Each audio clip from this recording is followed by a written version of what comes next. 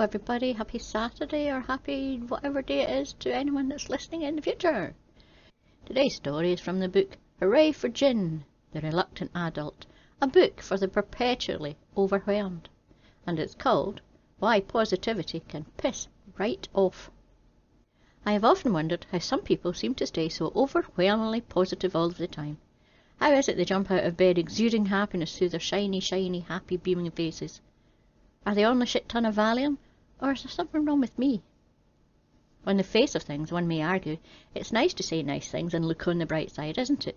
But being nice and looking on the bright side 24/7, especially in the mornings, can make certain people, me, feel quite ill. For example, this morning I went to make myself a coffee and found we had run out of milk, and it has pretty much ruined my entire day. You see, I'm not one of those glass half full types. I'm not even sure if I'm a glass half empty person either. There really needs to be a third option with a much more exciting drink. I guess the problem with positivity is that it often just feels a bit too fluffy and doesn't really allow for the huge range of emotions we go through as human beings. Everything isn't always super and great. Sometimes it's okay to be a bit blue, and wallowing in your own misery can be very cathartic. Too much positive thinking can actually be very draining. Sometimes, when I'm sitting on the sofa in the evening trying to enjoy feeling sorry for myself and the state of the world we live in, whilst consuming a 5-pack of cream eggs, a motivational quote will pop up in my Facebook feed and make me feel rather perplexed indeed. If you share this type of bollocks on social media, then I'm afraid my perception of you as a person may have gone down quite considerably. I'm sorry, I feel you're trying to hijack my cream egg pity party, and I don't think anyone should have the right to take that away from me. Here are a few of my problems with motivational quotes. They are super vague. Your generic and meaningless platitudes are just, well, generic and meaningless. The more loosely applicable they are to all people, the more they get shared. What do half of them even mean? Take this one, for example. You will get there, but only if you keep going. I don't know where the fuck I am no more. What the hell am I meant to make from that? Of course I'll get there if I keep going. Unless, of course, I don't know where I'm going and my phone has run out of battery, meaning I'm now without Google Maps and therefore totally fucking lost. I mean, I can remember the way to my Sainsbury's local easy enough, but with all the will in the world, I'm not going to get to Timbuktu, am I? No. Besides, I've got work tomorrow. Telling people to just keep going when they are headed in the wrong direction is about as useful as a chocolate teapot. Who even said it? Of course, there are some exceptionally good quotes out there from the likes of Einstein, Mandela, Gandhi and Dr. Seuss. Oh, and not forgetting, of course, the people's hero Justin Bieber, who inspires me every day with gems like, "Don't try to be anyone else because that's what makes you not swaggy." Bow down. Nailing it, Justin. But the majority of these so-called quotes aren't actually attributed to anyone with any sort of legitimate authority. Seemingly any halfwit can make one up in minutes by following this simple formula. Pick some nonsensical statement about dreams, loving yourself, inner beauty, other nauseating tripe. Layer over a stock photo of a waterfall, mountain range, sunset, purposeful-looking person, all of the above. Stick it on Facebook and go viral. I could do one right now. See?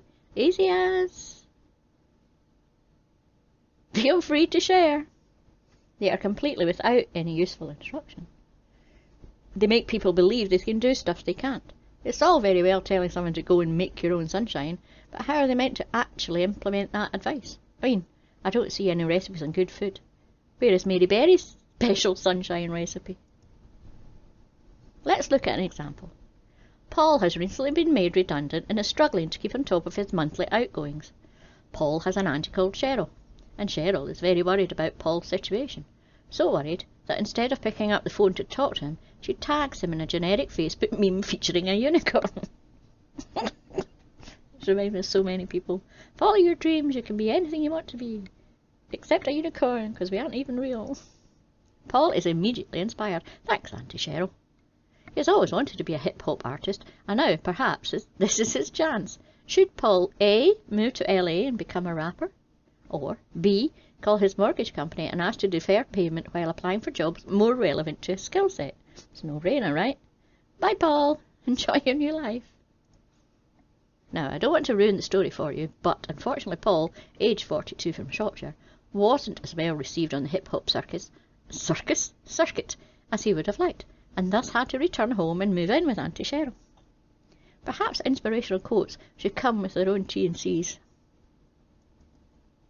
These quotes are not just confined to social media, they're everywhere you go. Phone cases, prints, pencils, mugs, t-shirts, and sodding biscuit tins. If I walk into someone's house and find they have a huge print of a motivational quote stuck on their wall, I feel I have seriously misjudged them and want to leave.